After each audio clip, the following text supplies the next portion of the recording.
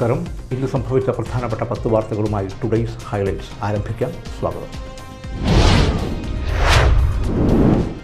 പെരിഞ്ഞിലത്ത് ഭക്ഷ്യവിഷബാധയേറ്റ ചികിത്സയിലായിരുന്ന വീട്ടമ്മ മരിച്ചു. പെരിഞ്ഞനം പൊന്മാനിക്കുളം സ്വദേശി രായമരക്കാർ വീട്ടിൽ ഹസ്ബുവിൻ്റെ ഭാര്യ നുസൈബയാണ് മരിച്ചത്. കുഴിമന്തി കഴിച്ച് ഭക്ഷ്യവിഷബാധയേറ്റ് 178 പേർ വിവിധ ആശുപത്രികളിൽ ചികിത്സയിലാണ്.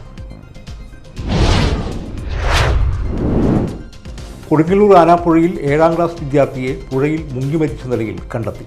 കൊടുങ്ങല്ലൂർ കാവിൽക്കടവ് സ്വദേശി പാറക്കാട്ടിൽ ഷോൺ സി ജാക്സനാണ് മരിച്ചത്. കോട്ടയം രാജഗിരി സ്കൂളിലെ വിദ്യാർത്ഥിയാണ്.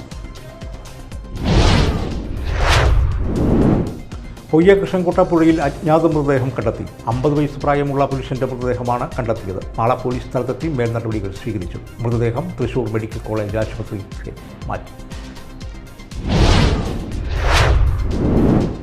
കൊടുങ്ങല്ലൂരിൽ ഒറ്റയ്ക്ക് താമസിക്കുന്നയാളെ മരിച്ച നിലയിൽ കണ്ടെത്തി. കേട്ടവും ടർഫിന് സമീപത്തുള്ള കെട്ടിടത്തിൽ താമസിക്കുന്ന അരയമ്പറമ്പിൽ സോമനെയാണ് കെട്ടിടത്തിന്റെ ടെറസിൽ മരിച്ച നിലയിൽ കണ്ടെത്തിയത്. പരിസരത്ത് ദുർഗന്ധം വമിച്ചതിനെ തുടർന്ന് നാട്ടുകാർ നടത്തിയ തെരച്ചിലിലാണ് ദിവസങ്ങളോളം പഴക്കമുള്ള മൃതദേഹം കണ്ടെത്തിയത്. തൃശൂർ എരവള്ളി പഞ്ചായത്തിലെ കോക്കൂർ മേഖലയിൽ പരിഭ്രാന്തി പടർത്തിയ തെരുവു നായയെ പിടികൂടി. നായയ്ക്ക് പേവിഷബാധയേറ്റതായി സംശയമുണ്ട്. നായയ്ക്ക് കുത്തിവയ്പ് നൽകി നിരീക്ഷിച്ചു വരികയാണ്.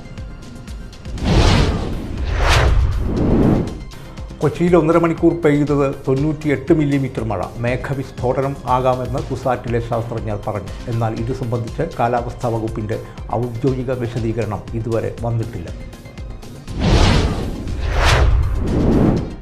ചാലക്കുടി കോടതി ജംഗ്ഷനിലെ മേൽപ്പാലത്തിന് മുകളിൽ ടിപ്പർ ലോറി കാറിലിടിച്ചു. കാർ യാത്രക്കാർ പരിക്കേൽക്കാതെ രക്ഷപ്പെട്ടു. തല 4 ഇഴയ്ക്കാണ് വലിയ അപകടങ്ങൾ ഒഴിവായത്. അപകടത്തെ തുടർന്ന് ഭാഗികമായി വാഹന ഗതാഗതം തടസ്സപ്പെട്ടു.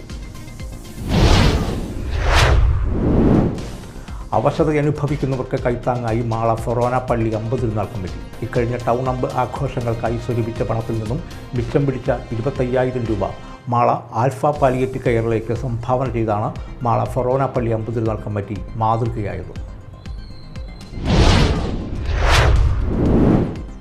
Mala press club Shahul Hameed master സ്മാരക ഗ്രന്ഥശാലയുടെ വാർഷികാഘോഷവും 2ാം ഘട്ട പുസ്തക സമാഹരണവും നടന്നു. പ്രസ് ക്ലബ്ബ് ഹാളിൽ നടന്ന ചടങ്ങ് കോട്ടപ്പുറം രൂപതാ മെത്രാൻ അംബ്രോസ് പുത്തൻവീട്ടിൽ ഉദ്ഘാടനം ചെയ്തു.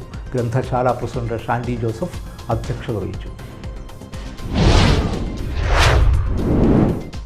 ചേന്നമംഗലം സഹകരണ ബാങ്ക് ക്രമക്കേടിൽ 20.4 കോടി രൂപ സർചാർജ് ചുമത്തി എറണാകുളം ജില്ലാ ജോയിന്റ് രജിസ്ട്രാർ ഉത്തരവായി.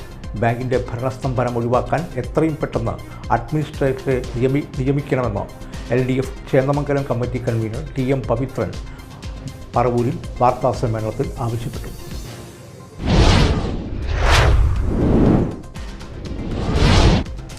ഹൈലൈറ്റ്സ് വാർത്തകളുടെ വിശദമായ റിപ്പോർട്ട് അടുത്ത ന്യൂസ് റൗണ്ടപ്പിൽ കാണാം. ടുഡേയ്സ് ഹൈലൈറ്റ്സ് ഇവിടെ സമാപിക്കുന്നു. നമസ്കാരം.